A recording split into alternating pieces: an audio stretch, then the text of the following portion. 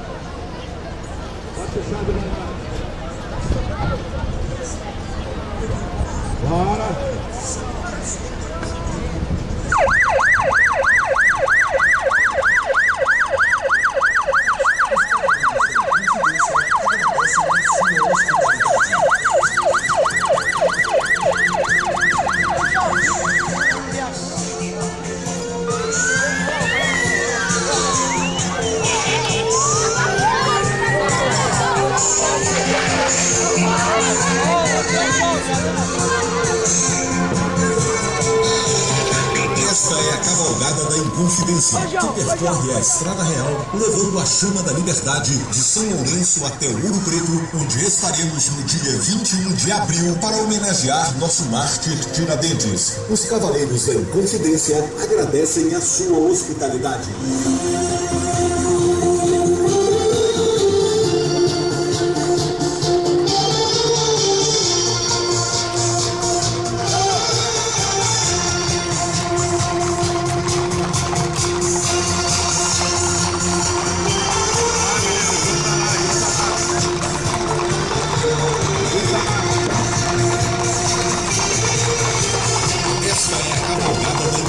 Que percorre a Estrada Real, levando a chama da liberdade de São Lourenço até Ouro Preto, onde estaremos no dia 21 de abril para homenagear nosso mártir Tiradentes. Os Cavaleiros da Inconfidência agradecem a sua hospitalidade.